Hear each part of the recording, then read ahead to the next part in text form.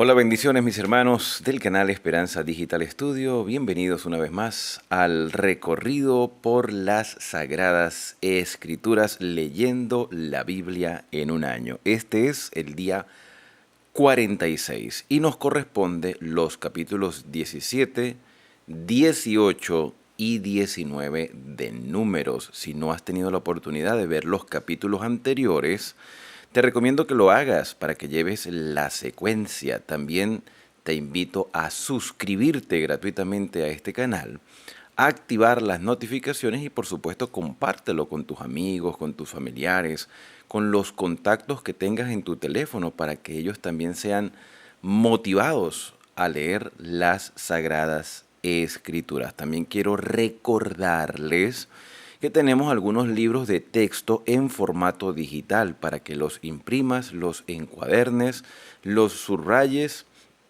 y de esta manera amplíes tu conocimiento en la temática que hemos venido desarrollando alrededor del santuario, a la sombra de la Chequina, comprendiendo el plan de Dios a través del pueblo de Israel, para que nosotros podamos conocer a cabalidad la verdad presente, el Evangelio eterno. Tengo un libro que se llama El Carpintero Divino, que ya lo hemos venido leyendo, ustedes lo pueden solicitar. También está el libro Preguntas y Respuestas sobre el Santuario y Cristo en su Santuario. ¿Cómo lo puedes solicitar? Al número más 57, que es el código colombiano, 314-358-1359. Y la recomendación de todos los días, acércate a Dios a través de la oración. Haz tu oración personal. Agradece a Dios por el nuevo día de vida, por la oportunidad de entender su palabra y pidiendo la dirección para enfrentar cada circunstancia. Si ya lo hiciste, entonces abramos con toda libertad la Biblia. Capítulo número 17. Números. Versículo 1. Luego habló Jehová a Moisés diciendo: Habla a los hijos de Israel y toma de ellos una vara por cada uno o por cada casa de los padres, de todos los príncipes de ellos, 12 varas conforme a las casas de sus padres, y escribirás el nombre de cada uno sobre su vara, y escribirás el nombre de Aarón sobre la vara de Leví, porque cada familia de sus padres tendrá una vara, y las pondrás en el tabernáculo de reunión delante del testimonio, donde yo me manifestaré a vosotros. Pregunto, ¿era necesario que esto se hiciese? Que cada uno tomase una vara por las familias de las tribus de Israel, incluyendo la de Leví, cuando en realidad Dios ya había designado a los levitas y específicamente a la familia de Aarón como sacerdotes en el santuario? Pues por parte divina creo que no era necesario porque Dios sabía a quién escogía, pero por parte humana era necesario porque se había generado dudas con respecto al liderazgo de Aarón. Recordemos que en el capítulo 16 se manifestó la rebelión de Coré y de su familia, junto con Datán y Abirán, que eran de la tribu de Rubén. Y Coré era levita y se había rebelado contra los sacerdotes. Querían el sacerdocio y la familia de Rubén querían el liderazgo en lugar de Moisés. A raíz de esto, Dios hace una manifestación pública a través de las varas secas, varas que se utilizaban quizás para arrear el ganado, varas que se utilizaban quizás para apoyarse, las personas que tenían ya cierta edad, apoyarse, y estas varas con la fricción, el toque de las personas, tendían a endurecerse más, e incluso las varas de madera, cuando se manipulan demasiado, se ponen brillantes. Ya de tanto uso, se entiende que es imposible que puedan reverdecer, que puedan utilizarse para sembrarse. Es imposible. Y estas varas manipuladas por cada uno de los líderes o personas respetables de las tribus fue presentada ante el tabernáculo de reunión.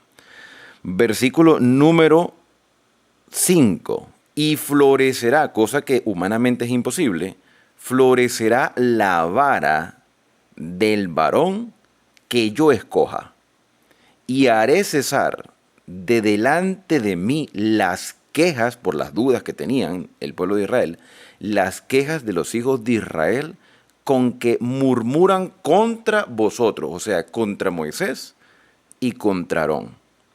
Y Moisés habló a los hijos de Israel, y todos los príncipes de ellos les dieron sus varas, cada príncipe por las casas de sus padres una vara. En total 12. Se entiende que Manasés y Efraín, que eran 2 tribus, fueron designados por la familia de José. Entonces, para completar las 12, solamente se tomó en cuenta la de Manasés y Efraín como una sola vara. En total, 12 varas, y la vara de Aarón estaba entre las varas de ellos. Y Moisés puso las varas delante de Jehová en el tabernáculo del testimonio. Les pusieron los nombres, las revisaron, se dieron cuenta pues que eran varas secas.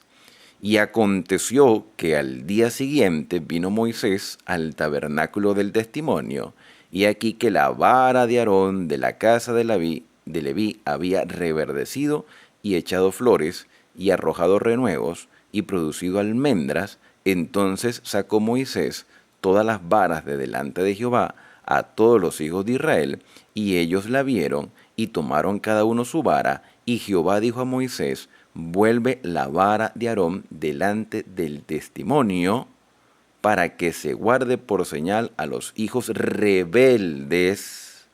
Ya no eran pecados por hierro, sino rebeldías. Y harás cesar sus quejas delante de mí, para que no mueran.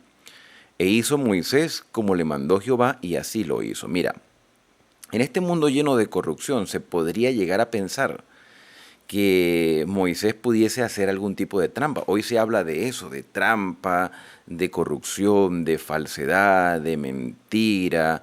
Pero, ¿dónde iba a conseguir Moisés almendras y flores en el desierto? ¿Y cómo iba a entrar Moisés al santuario sabiendo el peligro que se corría, porque solo se podía entrar cuando Dios lo permitía? Así que era imposible que se hiciera trampa en este aspecto. Y todos habían reconocido las varas y todos habían colocado sus nombres. Y el hecho de que la vara haya reverdecido no le quitaba el hecho de que seguía siendo una vara seca. Seguía siendo la misma vara de Aarón, brillante. Aquella vara que quizás fue la misma que se usó cuando se presentaron ante el faraón. Es muy probable que haya sido esa, aunque hablamos que la vara inicialmente la tenía Moisés. Pero lo que Dios está mostrando aquí es que Él escogió a Aarón como su sumo sacerdote, aún a pesar de los errores que Aarón haya tenido. Y aquí hay una manifestación de la gracia divina, porque muy a pesar de los errores que tú y yo hemos cometido a lo largo de nuestra historia, aún Dios tiene un plan para nosotros. No era que Dios estaba rechazando a las otras tribus, porque todos tenían sus responsabilidades y todos iban a tener sus privilegios. Pero este liderazgo Dios se lo designó a Aarón, con todas las imperfecciones que Aarón haya manifestado a lo largo de su vida. Una cosa es cierta, y es que Dios conoce las intenciones del corazón.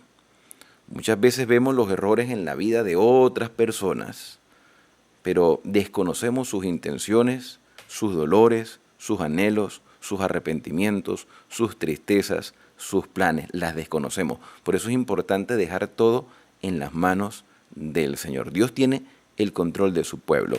Por supuesto, a quienes se dedican a la corrupción, al fraude, a hacer las cosas con mala intención, Dios también se encargará de esas personas, pero el juicio no nos corresponde a nosotros. Dice el versículo número 12, entonces los hijos de Israel hablaron a Moisés diciendo: he aquí, nosotros somos muertos, perdidos somos, todos nosotros somos perdidos. Se sintieron rechazados, se sintieron como que no merecían la gracia del Señor. Bueno, y evidentemente no merecían la gracia de Dios, no la merecían, como tú y yo tampoco la merecemos. Por eso la recibimos por gracia, como una bondad y una misericordia divina. Nosotros no merecemos nada de Dios. Todo lo que tenemos lo recibimos porque a Él le place dárnoslo. Cualquiera que se acercare, dice el versículo Número 13, cualquiera que se acercare, el que viere al tabernáculo de reunión, morirá. ¿Acabaremos por perecer todos? Es una pregunta. Mira, y muchas veces le tenemos miedo a Dios. A Dios no hay que tenerle miedo, porque Dios no es que se complace en castigar. A Dios hay que tenerle temor, y temor es respeto. Temed a Dios y dadle gloria, porque la hora de su juicio ha llegado. Pero en un juicio, dice el libro de Apocalipsis, que la hora de su juicio ha llegado. En un juicio, el que es inocente sale absuelto. Pero nosotros no somos inocentes. Y de eso estamos totalmente claros. Y ese es el sentimiento que tenían estas personas. Nosotros no somos inocentes. Nosotros hemos sido rebeldes, hemos sido groseros, altaneros, hemos sido burladores, quizás incluso de Moisés y de Aarón. Entonces estamos condenados. Hemos cometido errores a lo largo de nuestra vida. Eso es verdad. Pero eso no quiere decir que hemos sido rechazados por el Señor. Al contrario.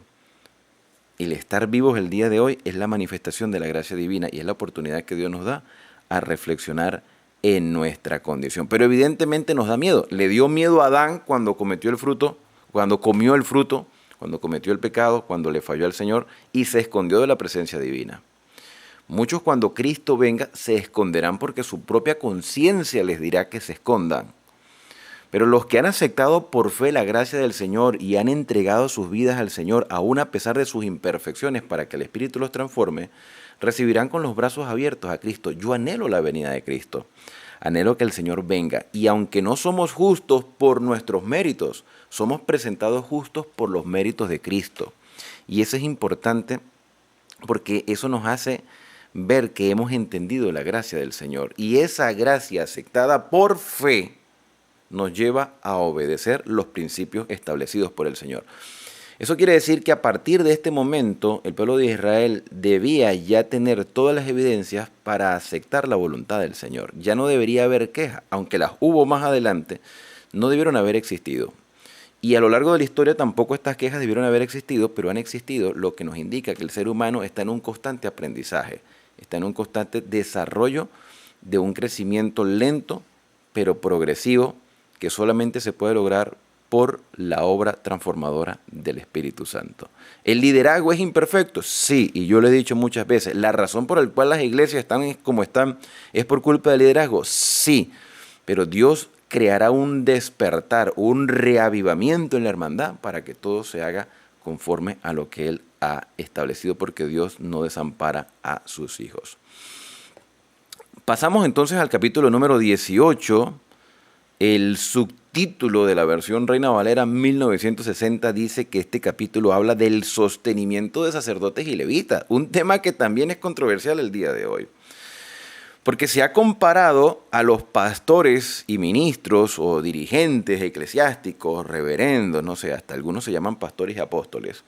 Se les ha comparado con los sacerdotes del santuario y es una comparación totalmente fuera de contexto, porque nosotros como dirigentes o los que hemos dirigido en algún momento una iglesia, nosotros no presentamos sacrificios porque ya no somos sacerdotes, aunque se habla de un real sacerdocio para anunciar las virtudes de aquel que nos sacó de las tinieblas a la luz admirable. Pero el sostenimiento de los sacerdotes y de los levitas dependía de las ofrendas vegetales y animales que llevara el pueblo de Israel.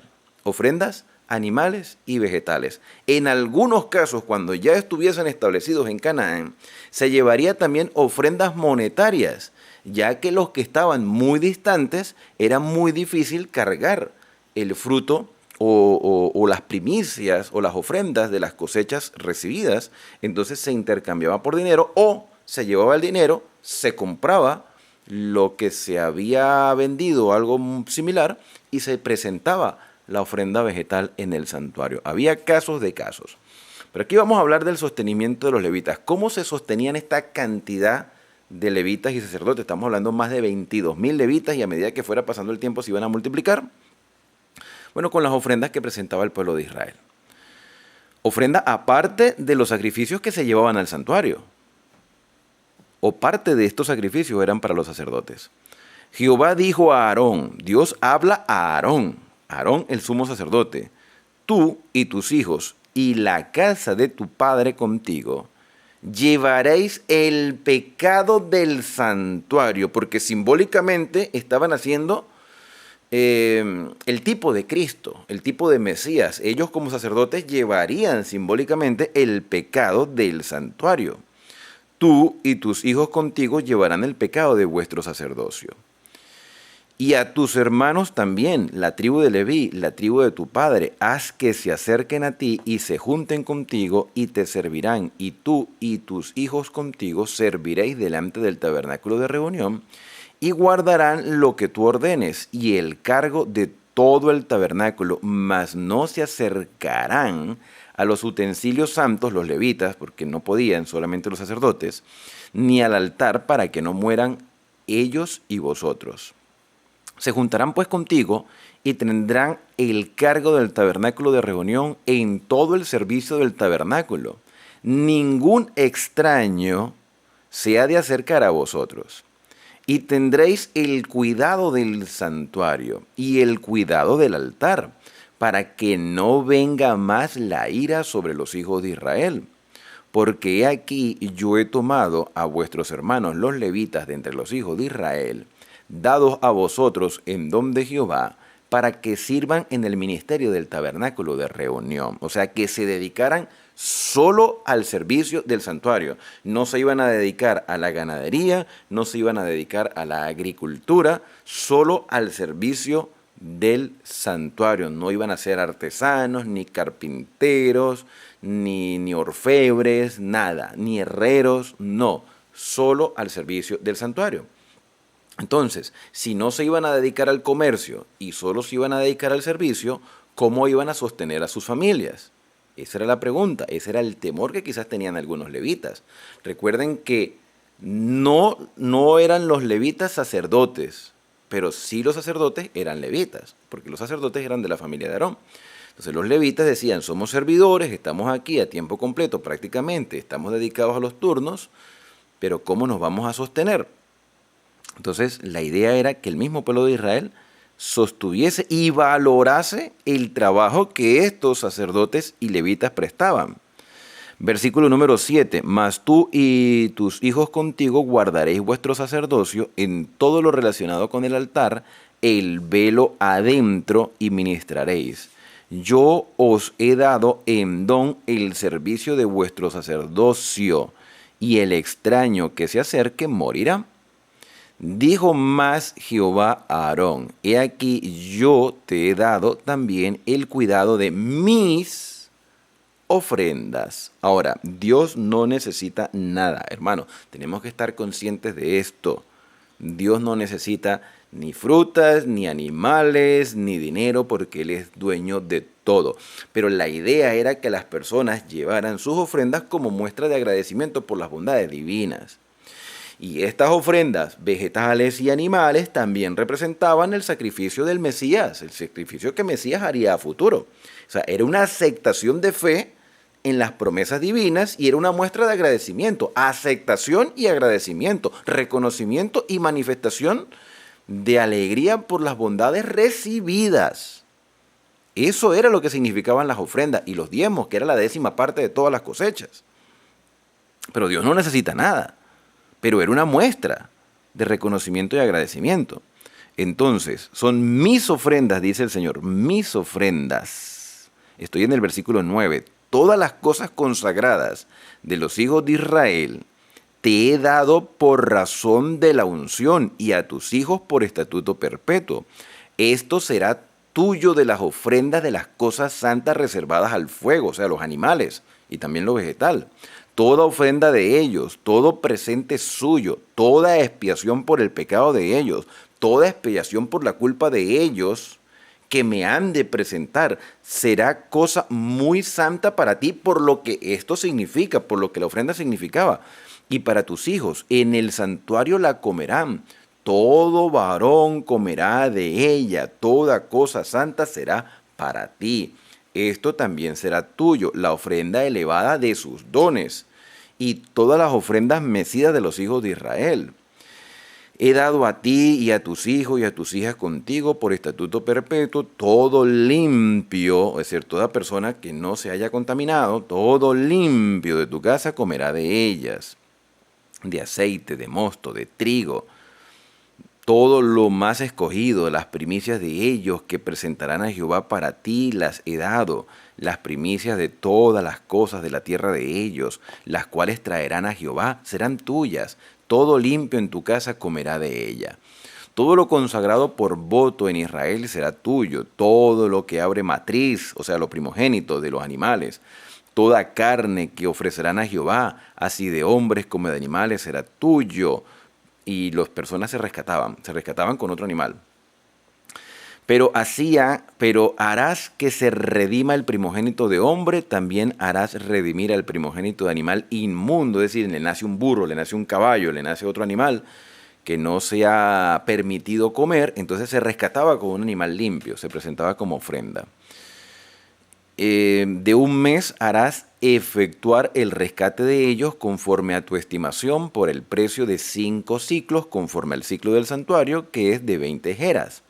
Más el primogénito de vaca, el primogénito de oveja, que sí se podían consumir, el primogénito de cabra, y que también se presentaban en el santuario, no redimirás, santificados son. La sangre de ellos rociarás sobre el altar, y quemarás la grosura de ellos, ofrenda encendida en olor grato a Jehová. Recuerden que la ofrenda de animales era grato al Señor no por la muerte del animal, sino por lo que la ofrenda representa, que es proyectar la obra mesiánica. Y la carne de ellos será tuya, pero el pecho de la ofrenda mecida y toda la espaldilla derecha será tuya. Todas las ofrendas elevadas son de cosas santas, de las cosas santas que los hijos de Israel ofrecieren a Jehová, las he dado para ti y para tus hijos y para tus hijas contigo por estatuto perpetuo. Pacto de sal perpetuo es delante de Jehová para ti y para tu descendencia contigo. Me llama la atención que se habla de pacto de sal. Mira, la sal, si algo tenía la sal en aquel entonces era que era demasiado valiosa, costosa y difícil de conseguir, no como ahora, que quizás sea uno de los minerales más económicos, por lo menos en estos países latinoamericanos. La sal es el producto más económico de todo lo que se compra en el mercado. Y hablo por donde he estado, en Venezuela y Colombia. De hecho, creo que en Colombia es mucho más barato que en Venezuela. Y la sal en aquel entonces se utilizaba para la conservación de alimentos y era un producto con el cual se le pagaba el salario a las personas. El salario, de ahí viene la palabra salario, de la sal. Era valioso, era un mineral valioso, era como decir, mira, esta parte de los animales, esta parte de los vegetales, de la harina, que las personas ofrendan dentro del santuario por lo que significa como muestra de reconocimiento y como también manifestación de agradecimiento, será el salario de los sacerdotes y de los levitas. Y como hay bastante población en comparación con los levitas, rendirá las ofrendas para todos. Y según sus turnos, por supuesto. Entonces se le llama pacto de sal, compromiso de sal de salario, salario perpetuo es delante de Jehová para ti y para tu descendencia contigo. Y Jehová dijo a Aarón, de la tierra de ellos no tendrás heredad. Ustedes serán unos peregrinos prácticamente. Ni entre ellos tendrás parte. Yo soy tu parte, le dice el Señor a Aarón. Está hablando Dios con Aarón, no con Moisés. Yo soy tu parte y tu heredad en medio de los hijos de Israel. Y aquí yo he dado a los hijos de Leví todos los diezmos. Ojo, presten mucha atención, hermanos.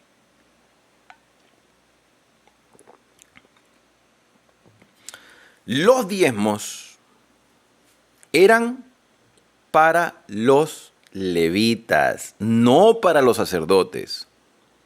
Subraya este versículo.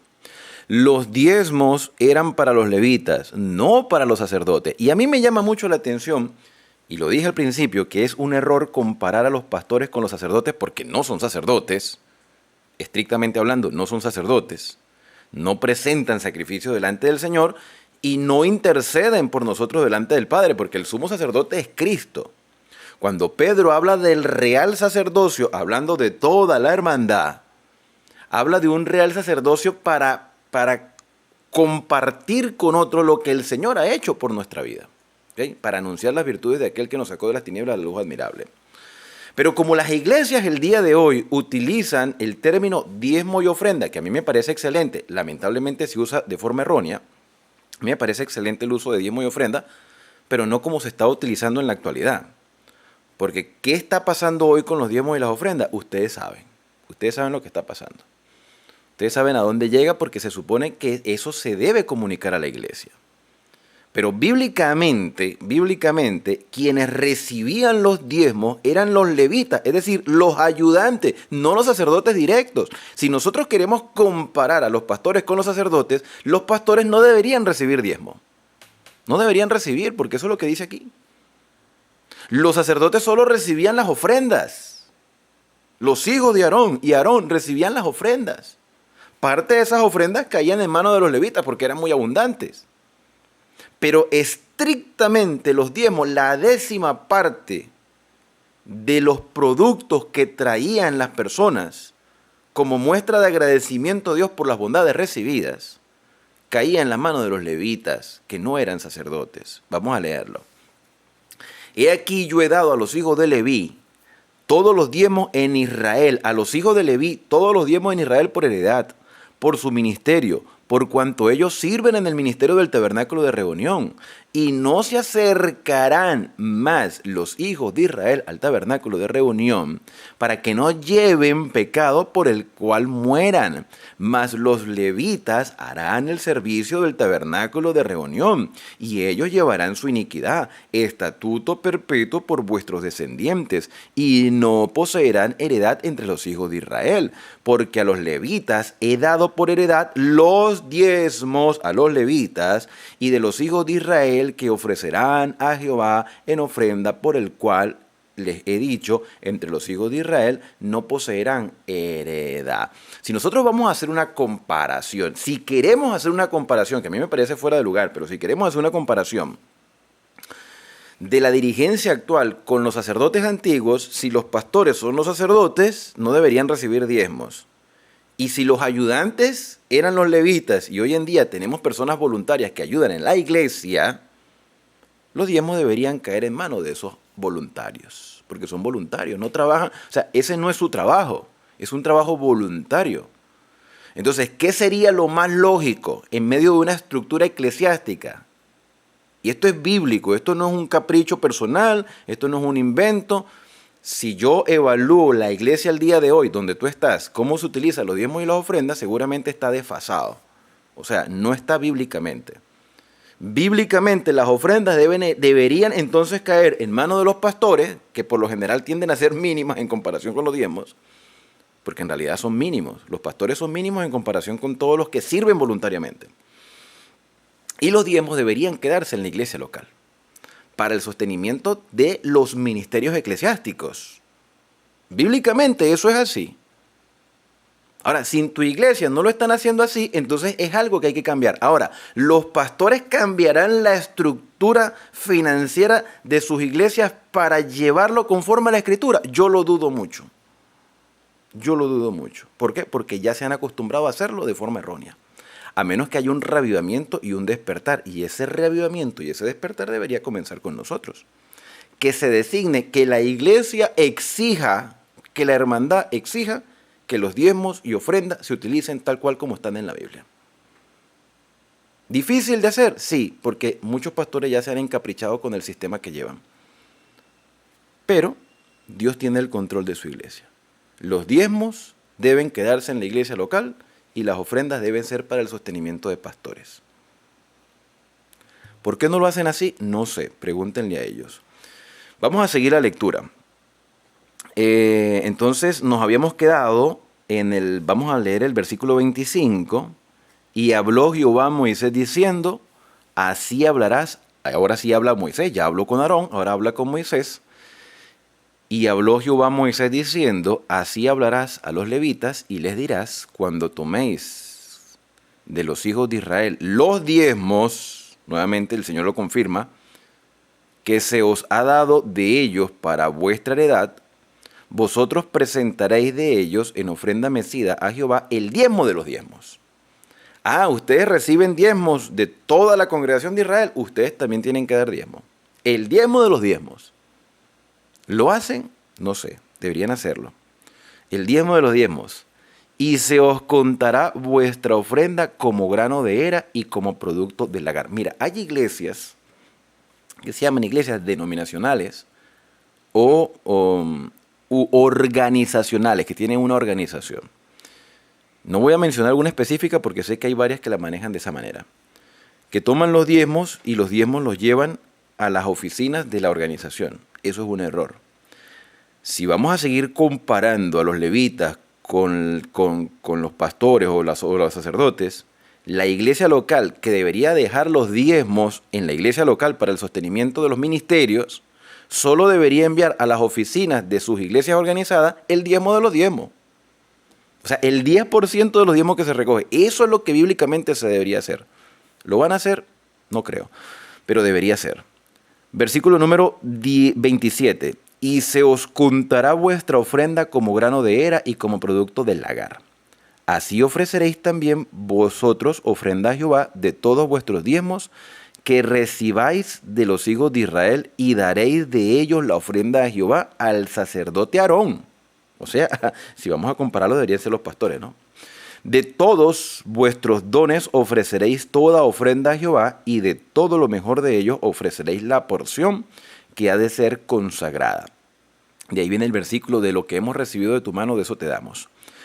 Versículo número 30. Y les dirás, cuando ofreciereis lo mejor de ellos, será contado a los levitas como producto de la era y como producto del lagar. Y comeréis en cualquier lugar vosotros y vuestras familias, pues es vuestra remuneración por vuestro ministerio en el tabernáculo de reunión. Yo soy partidario de que los hermanos que son voluntarios, que se dedican a prestar un servicio al Señor constante, también deberían recibir una remuneración que no es un salario, que no es un sueldo, que no es para que vivan de eso, pero es una muestra de reconocimiento porque muchos líderes, incluyendo maestras de niños, ministerios musicales, podemos llamarlos ancianos o líderes en ausencia del pastor, están dedicados al servicio de la iglesia. Y muchas veces hasta descuidan a sus familias o a veces dedican de su propio dinero para las buenas programaciones en las iglesias. ¿Y se les reconoce? No se les reconoce. No, se debería reconocer. Como los levitas se les reconocía que eran ayudantes en el santuario. Termina entonces este capítulo diciéndonos: y no llevaréis pecado por ello. O sea que no es pecado. Cuando hubieres ofrecido lo mejor por parte de él. Y no contaminaréis las cosas santas de los hijos de Israel y no moriréis. Por recibir las ofrendas o los diezmos no era pecado, sino que más bien se debía reconocer la bondad de Dios dando el diezmo de ese mismo diezmo. O sea que los levitas y sacerdotes también debían ofrendar y diezmar. Vámonos al capítulo número 19. Pero las iglesias congregacionalistas, yo no sé cómo manejan el dinero. De hecho, se ha creado muy mala fama con respecto a que los pastores se enriquecen y que dan mucho énfasis al dinero. Cuando un pastor da mucho énfasis al dinero, hermano, fíjate hasta dónde estamos para hablar del tema del dinero. Ya hemos pasado por Génesis, por Éxodo, por Levítico, estamos en Número.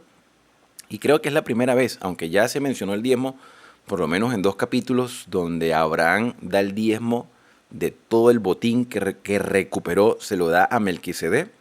Y donde Jacob, estando durmiendo en Betel, que tenía una piedra de cabecera y vio en un sueño una escalera, él le hace una promesa al Señor de que le daría todo el diezmo de las bendiciones que recibía. Pero lo tocamos muy vagamente. Aquí hay mucho más detalle. Bueno, hay quienes dicen que el Antiguo Testamento está abolido, pero el diezmo parece que está vigente para algunos. Entonces son incoherencias que a veces se presentan en las enseñanzas.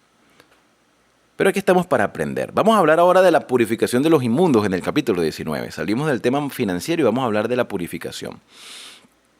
Dice el versículo 1, Jehová habló a Moisés y a Aarón diciendo: esta es la ordenanza de la ley que Jehová ha prescrito diciendo: di a los hijos de Israel que te traigan una vaca roja alazana. Alazana es roja, un color así bermejo. Una vaca alazana, perfecta, en la cual no haya falta, sobre la cual no se haya puesto yugo, o sea, prácticamente virgen de carga, nunca ha sido utilizada para el trabajo.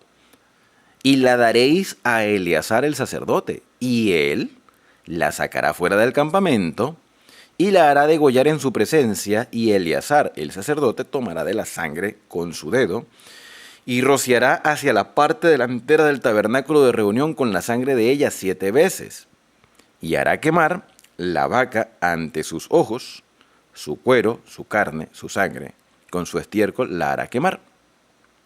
Luego tomará el sacerdote madera de cedro e hisopo y escarlata y lo echará en medio del fuego en que arde la vaca.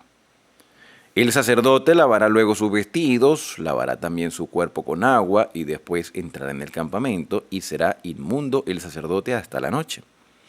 Asimismo, el que la quemó lavará sus vestidos en agua, también lavará con agua su cuerpo y será inmundo hasta la noche. Y un hombre limpio recogerá las cenizas de la vaca y las pondrá fuera del campamento en lugar limpio, y las guardará la congregación de los hijos de Israel. Para el agua de la purificación es una expiación.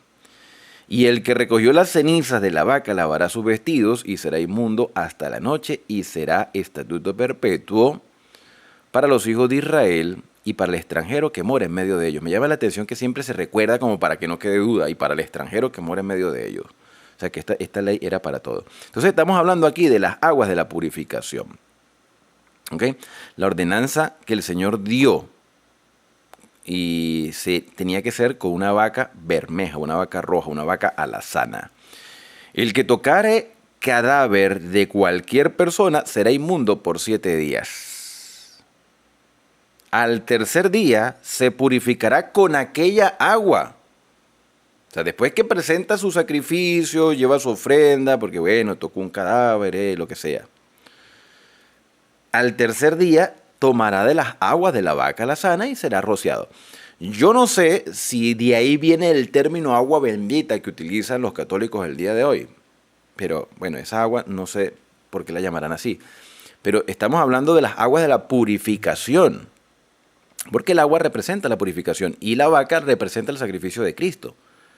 O sea, unida la obra de Cristo de redención con la purificación que hace el Espíritu Santo transformando nuestra mente y nuestros pensamientos. Y se utilizaba el símbolo de la vaca alazana y las aguas. Al tercer día purificará con agua, con aquella agua, y al séptimo día será limpio. Y si al tercer día no se purificare, no será limpio el séptimo día. Entonces aquí vamos ampliando un poco más el tema de la purificación. Todo aquel que tocare cadáver de cualquier persona y no se purificare, el tabernáculo de Jehová contaminó, y aquella persona será cortada de Israel. Por cuanto el agua de la purificación no fue rociada sobre él, inmundo será, y su inmundicia será sobre él. Esta es la ley para cuando alguno muera en la tienda, cualquiera que entre en la tienda, y todo el que esté en ella será inmundo 7 días. Y toda vasija abierta, cuya tapa no esté bien ajustada, será inmunda, porque le pueden caer animalitos. Y cualquiera que tocare a algún muerto a espada sobre la faz del campo, o algún cadáver o hueso humano o sepulcro, 7 días será inmundo. Y para el inmundo tomarán de la ceniza de la vaca quemada de la expiación, y echarán sobre ella agua corriente en un recipiente, y un hombre limpio tomará hisopo y lo mojará en el agua y rociará sobre la tienda, sobre todos los muebles, sobre las personas que allí estuviesen y sobre aquel que hubiese tocado hueso, o el asesinado, o el muerto, o el sepulcro. Y el limpio rociará sobre el inmundo al tercer día y al séptimo, y cuando lo haya purificado el séptimo día, él lavará luego sus vestidos, y asimismo se lavará con agua, y será limpio a la noche. Versículo número 20. Y el que fuere inmundo y no se purificare, La tal persona será cortada de entre la congregación por cuanto contaminó el tabernáculo de Jehová. No fue rociada sobre él el agua de la purificación, es inmundo, les será estatuto perpetuo también. El que rociare el agua de la purificación lavará sus vestidos, y el que tocare el agua de la purificación será inmundo hasta la noche, y todo lo que el inmundo tocare será inmundo, y la persona que la tocare será inmunda hasta la noche. Mira, sé que muchas veces hemos leído sobre esto de estar inmundo hasta la noche y esta cantidad de rituales y leyes que uno dice, mira, gracias a Dios que ya no se efectúan porque son demasiadas normativas. Sin embargo, para Israel era importante realizar esto, más donde se encontraban y más al saber que todo esto tenía un símbolo de redención, poniendo la mirada en el Mesías que habría de venir. Una de las cosas que yo veo aquí es que la inmundicia era temporal. Venía a raíz de contacto con muertos, venía a raíz de contacto con cosas inmundas, con animales muertos, ¿sí? De ahí venía la inmundicia. Era una inmundicia temporal, pero una inmundicia al fin. ¿Por qué? Porque el contacto con los muertos es la representación de la consecuencia del pecado. Sí, el pecado trae la muerte nunca fue parte del plan de Dios. Por lo tanto, el ser humano, y esto todavía pasa en el siglo XXI, rechaza la muerte. Todos sabemos que vamos a morir en algún momento. Aunque en estos días me escribió alguien y me dijo, no todos moriremos porque la Biblia dice que no todos moriremos. Es verdad, yo espero estar vivo cuando Cristo venga, pero tenemos que estar conscientes que la posibilidad de morir está al alcance de todos. Entonces, como la posibilidad de morir está al alcance de todos y no queremos morir, porque la muerte no forma parte del plan de Dios, y al ser humano le duele la muerte de cualquier persona, más cuando son familiares cercanos, y repudiamos la muerte, nos duele, sabemos que existe, sabemos que es real, sabemos que está ahí, sabemos que en cualquier momento nos toca, pero es repudiable la muerte. Se hace todo lo posible por salvar la vida de una persona, aun cuando tenga cantidad de años. Se hace todo lo posible. La abuela tiene 80, 90 años y no queremos que la abuela muera. Porque nuestra naturaleza nos dice que nosotros estamos aquí para vivir. Y aunque sabemos que vamos a morir, repudiamos la muerte. Ahora, ¿qué pasa? Cuando llega la noche, se termina la actividad del día. Nos vamos a descansar. Nos vamos a descansar inmundos, pero reconciliados con Dios por las aguas de la purificación. Y esas aguas de la purificación representan al Espíritu Santo y su obra. Cuando nosotros descansemos cada noche, debemos entregarle nuestra vida al Señor, a agradecer por todo lo que ha pasado en el día, pedir perdón por todos los errores cometidos, pedir fuerza para enfrentar el próximo día, si es la voluntad del Señor, y descansar plácidamente. Y como la muerte es representada al sueño, el sueño es como la muerte. Cuando te acuestas cada noche, descansas y te renuevas cada día, es como si volvieras a vivir. A veces se dice, la vida es una sola. No, hermano, la vida no es una sola. Todos los días te levantas y vives de nuevo. Todas las noches te acuestas y mueres. Todos los días te levantas para comenzar una nueva oportunidad de vivir. Y te levantas purificado, consagrado al Señor. Conságrate a Dios cada mañana, haz de eso tu primer trabajo. Por cierto que eso es una frase de un libro que me gusta mucho, se llama El Camino a Cristo, te lo recomiendo. Si lo quieres te lo puedo regalar. Escríbeme al 314-358-1359, código colombiano, más 57, 314-358-1359, y con gusto te voy a regalar el libro El Camino a Cristo, que es un libro de discipulado. Muchos me preguntan sobre el discipulado. Bueno, es un libro de discipulado. Y además de eso, mis queridos hermanos, todo esto era un símbolo de todo lo que el Señor hoy hace por nosotros. A través de la muerte de Cristo somos limpiados de nuestros pecados, así como la vaca alazana y sus cenizas representaban el símbolo de la limpieza, de la purificación. Y la obra transformadora del Espíritu Santo está representada en el agua. Jesucristo dijo que es necesario que naciéramos de agua y de espíritu, porque el agua representa la obra del Espíritu Santo, la limpieza espiritual. Cuando yo veo, hermanos, desde el punto de vista que el Señor nos presenta esta verdad, cuando la veo para el mejoramiento de mi vida y para el mejoramiento de nuestra estructura eclesiástica, incluso desde la parte financiera, y de liderazgo, porque eso es lo que trata aquí esto. Liderazgo, finanzas y purificación. Entonces allí mi fe se fortalece y puedo vivir con esperanza hasta el día que Cristo venga a buscarnos. Por eso mi deseo para ti, hoy más que nunca, es que Dios te bendiga y te guarde. Llevaré Jeja Adonai Beish Mereja. Y que haga resplandecer Dios su rostro sobre ti. Que tenga de ti misericordia, que el Señor alce sobre ti su rostro y ponga en ti paz. Nos vemos en la próxima lectura, aquí en Esperanza, el canal de las Sagradas Escrituras. Shalom.